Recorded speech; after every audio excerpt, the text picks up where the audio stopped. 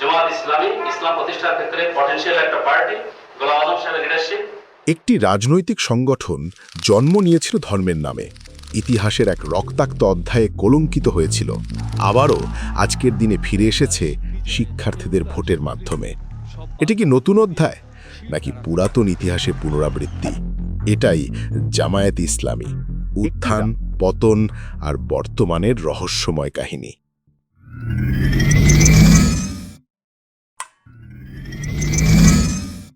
স্বাগতম search of ট্রুথে।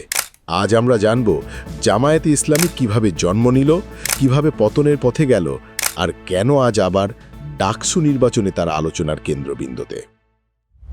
1941 সালে ভারতবর্ষে ইসলামী চিন্তাবিদ আবুল আলা মওদুদী প্রতিষ্ঠা করেন জামায়াতে ইসলামী। তাদের লক্ষ্য ছিল শরিয়াভিত্তিক রাষ্ট্র গঠন। স্বাধীনতা আন্দোলন বা সমাজতন্ত্রের পরিবর্তে তারা বিশ্বাস করত ইসলামী শাসন ব্যবস্থাই একমাত্র সমাধান। দেশভাগের পর জামায়াত ছড়িয়ে পড়ে পাকিস্তান ও পূর্ব পাকিস্তানে।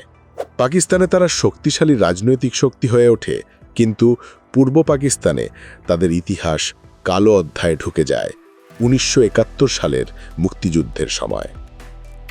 1971 সালে পাকিস্তানি সেনাদের সহযোগিতায় জামায়াত গড়ে তোলে রাজাকার আল বদর ও আল শামস বাহিনী।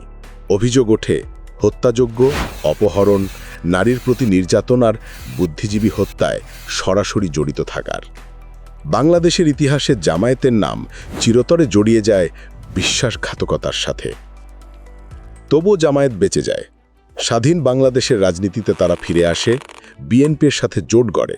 সমর্থকরা বলে তারা শিক্ষা ও সমাজসেবায় অবদান রেখেছে, কিন্তু সমালোচকদের কাছে তারা মুক্তিযুদ্ধ বিরোধী অপরাধীদের আশ্রয়দাতা। 2013 সালে শাহবাগ আন্দোলনের দাবিতে যুদ্ধ অপরাধীদের বিচার শুরু হয়। শীর্ষস্থানীয় জামায়াত নেতাদের ফাঁসি বা আজীবন কারাদণ্ড দেওয়া হয়। পরে সুপ্রিম কোর্ট তাদের নির্বাচনে নিষিদ্ধ করে। এক সময়কার ক্ষমতাবান শক্তি রাজনৈতিকভাবে ধ্বংসের মুখে পড়ে যায়। কিন্তু 2025 সালের সেপ্টেম্বরে ঘটে চমকপ্রদ ঘটনা।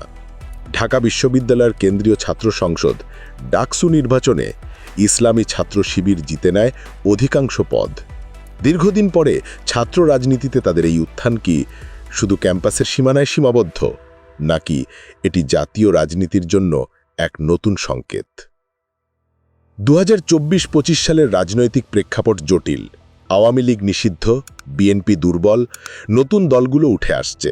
এই সময়ে জামায়াত আবারও সংগঠনকে সক্রিয় করেছে। তবে তাদের সামনে রয়ে গেছে বড় প্রশ্ন, অতীতের যুদ্ধ অপরাধ আর জাতীয় গ্রহণযোগ্যতার সংকট।